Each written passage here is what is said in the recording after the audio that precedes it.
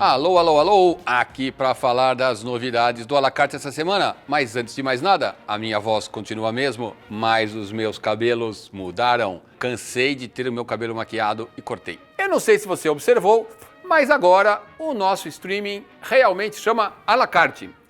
O streaming do Belas Artes. Não tem mais o patrocínio da Petra, nenhum problema com isso, mas é só para você se acostumar que não é mais Petra Belas Artes A La Carte, é A La Carte, o streaming do Belas Artes. Essa semana temos bons filmes como sempre e um diretor super importante do cinema americano, Elia Kazan. Primeiro filme que a gente vai ter dele aqui no A La Carte, Pânico nas Ruas. É uma produção dos anos 50, o filme teve no Festival de Veneza, dirigido por Elia Kazan, com Richard Widmark como ator principal, e tem também Jack Palance, aquele ator que tinha aquela cara, que parecia de pedra, e que aqui faz seu primeiro papel no cinema. A história é sobre esse policial e um médico que tem que perseguir um assassino solto pelas ruas da cidade, que está com uma doença terrível, extremamente contagiosa e, portanto, pode espalhar uma peste na cidade. Eles vão perseguir esse assassino e a gente vai acompanhar. É um filme bem tenso, um policial. O filme teve razoável sucesso na época, inclusive foi indicado para 3 prêmios Oscars e venceu o de melhor roteiro. Melhor roteiro é algo que sempre já dá vontade de ver o filme. Um bom filme, um filme forte, um suspense e uma curiosidade. O filme tem algumas cenas violentas e nas filmagens o Jack Palance tinha um estilo realismo. Então, por exemplo, teve uma cena em que ele tinha que bater na cabeça do Richard Widmark. E ele bateu pra valer. O Richard Widmark ficou 20 minutos desacordado. Uns anos depois, ele deu uma entrevista e ele dizia que o Jack Palance foi o único ator da vida dele que ele tinha medo real no set de filmagem. Enfim, isso transmite no filme, você vai ver. Filmaço, Pânico nas Ruas. O filme delícia da semana é mais um Éric Rohmer, da série Contos Morais, Minha Noite com Ela, que tem o jovem Jean-Louis Trintignant no papel principal. O filme teve na seleção do Festival de Cannes. Em 1970 foi indicado para o Oscar de melhor filme estrangeiro e em 1971 foi indicado para o Oscar de roteiro. Por que isso? Porque o Oscar de filme estrangeiro é uma escolha que cada país faz. Então tem que ser um filme lançado no próprio país. Ele foi escolhido pela França e ficou entre os 5 finalistas. Com esse sucesso, no ano seguinte ele foi lançado nos Estados Unidos. Aí ele podia concorrer nas outras categorias. E fez tanto sucesso nos Estados Unidos que acabou sendo indicado para o Oscar de roteiro.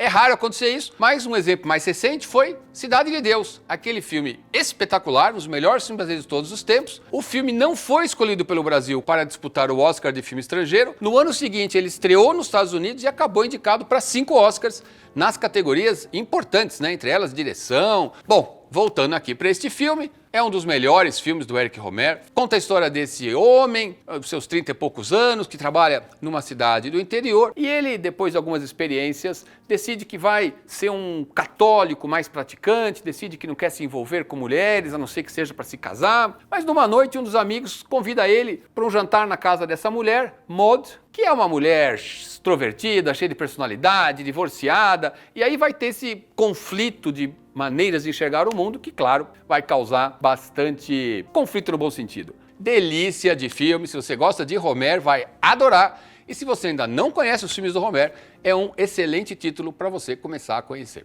Minha Noite com Ela.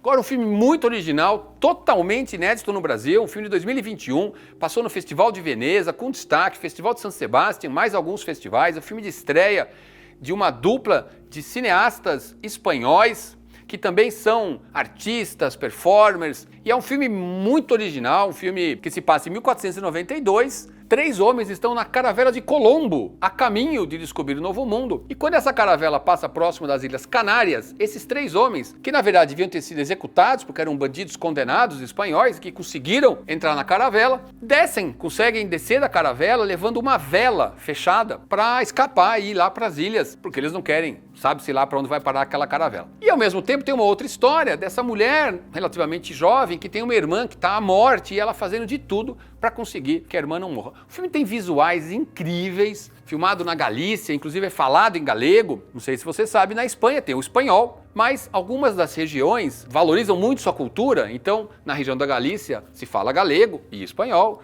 no País Basco se fala basco e espanhol, na Catalunha se fala catalão e espanhol. Aqui a gente tem o galego, que é muito parecido com o português. você vai perceber muitas semelhanças. É um filme muito original, com uma linguagem, com uma mise-en-scène, com uma fotografia deslumbrante. Vale a pena você descobrir esses dois cineastas. Eles transportam a morte.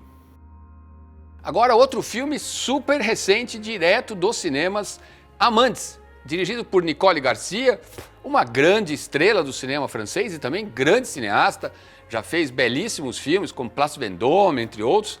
E aqui a gente tem um homem de uma certa idade, muito rico, que tem uma esposa que é um pouco mais jovem, e eles vão passar umas férias nesse lugar super chique, afastado, e lá trabalha um rapaz que foi o grande amor desta moça que está casada com o cara mais velho. Já viu o triângulo amoroso, coisa típica de francês. E a gente tem então um filme assim, como eu disse, classudão, aquele filme francês com boa fotografia, com mise-en-scène, com enquadramentos, muito sensual. Esse triângulo amoroso se estabelece e, além da sensualidade, tem ali um suspense sobre o que vai acontecer, quem é que vai se dar bem e quem é que talvez não se dê tão bem. Filmão francês, direto dos cinemas para vocês. Quase rimou, fala a verdade.